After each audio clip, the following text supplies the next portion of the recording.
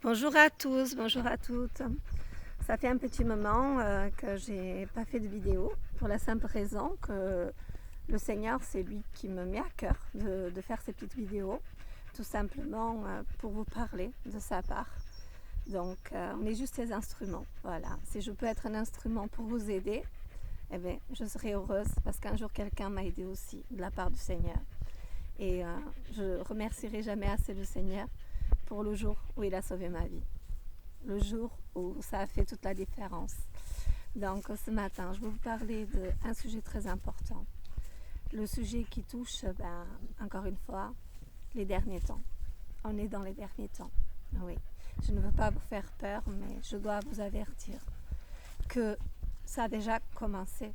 Oui, ça a déjà commencé, car au jour d'aujourd'hui, vous voyez bien, il n'y a pas besoin de voir la télé pour voir que la planète va mal. Oui, elle va très très mal. Que l'eau, elle est en train de venir de plus en plus chercher la terre. Oui. Ce qui est arrivé dans le temps de Noé. Vous savez, ce passage biblique que la plus grande part connaissent. Ceux qui ne connaissent pas, c'est écrit dans la Bible. Oui. Que ce qui arrivera, ce qui est arrivé dans le temps de Noé, arrivera encore. Oui. L'eau va venir encore chercher la terre. Oui. Ça a commencé parce que la planète va mal. Oui. Mais toutes ces choses, elles étaient écrites. Ces choses, elles nous ont prévenus dans la Bible. Le Seigneur nous a prévenus dans la Bible. Il envoie des personnes comme moi, ses serviteurs, ses servantes, afin d'annoncer aux autres personnes qu'il est temps de faire la paix avec le Seigneur, vraiment. J'espère vraiment que ce message va vous toucher, que ce message vous parlera. Je demande au Seigneur, au Saint-Esprit, vraiment de venir vous éclairer sur ces vérités.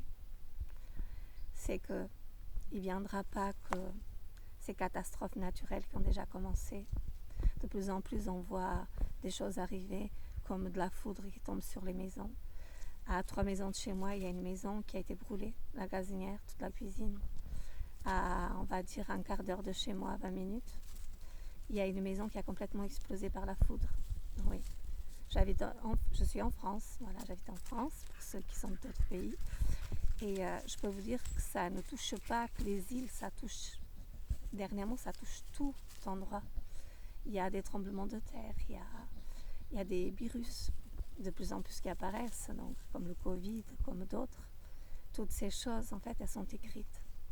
Et elles sont toutes là, devant nos yeux, pour nous montrer. Donc aujourd'hui, vraiment, ce que je veux vous dire, je vais vous parler d'un sujet très important que le Seigneur m'a mis à cœur. C'est que je l'ai vécu. Il faut savoir que la plus grande part des personnes croient, comme moi avant, d'avoir cette connaissance avant que le Seigneur me parle, et que je vive aussi une expérience d'une mort imminente, pour comprendre qu'en fait, ce qui fait bout, c'est votre âme. Comment? Je vais vous expliquer. En fait, notre corps, c'est juste une enveloppe. Ce qui donne vie à ce corps, c'est votre âme. Et cette âme, c'est elle qui réfléchit. C'est elle qui a des émotions. C'est elle qui a des sentiments. C'est elle qui ressent. C'est elle qui fait ce que vous êtes, vous, dans votre pensée. Ce corps, en fait, c'est juste l'âme qui l'habite, entre guillemets. Voilà.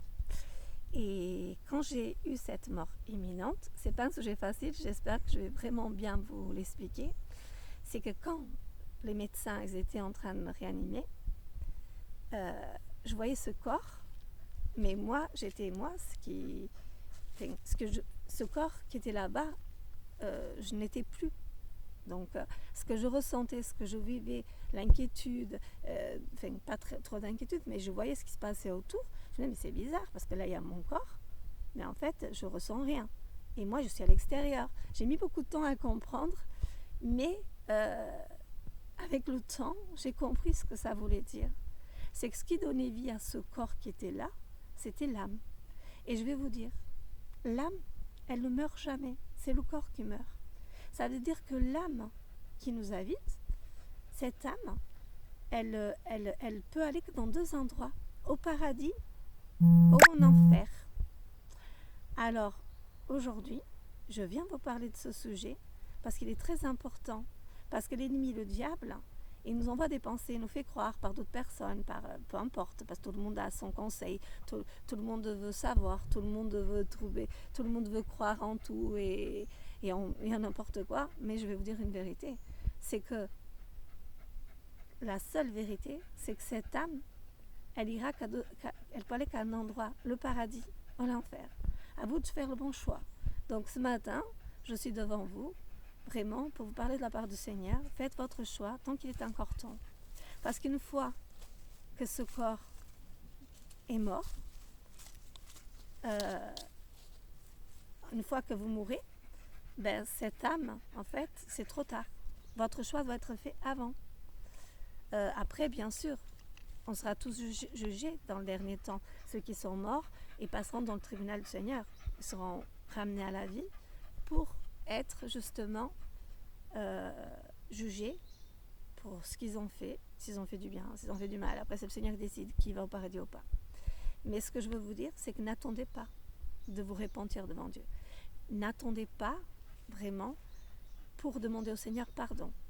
Et surtout, de dire je veux croire en Jésus. Demandez-le lui que vous voulez croire en lui, que vous voulez vraiment vivre ces choses que je vis et savoir, avoir une certitude que quand le Seigneur vous touche, quand vous vous approchez de Jésus, il veut que vous sauvez, mais il ne force la main à personne parce qu'il faut que ce soit un choix de vous-même. C'est un choix personnel. Le Seigneur sert de nous aujourd'hui pour vous éclairer, mais après c'est à vous de faire ce choix. Mais n'attendez pas trop, parce que le jour et l'heure de votre partie, vous ne savez pas. Aujourd'hui, vous êtes là, demain, vous ne savez pas. Et c'est la seule vérité.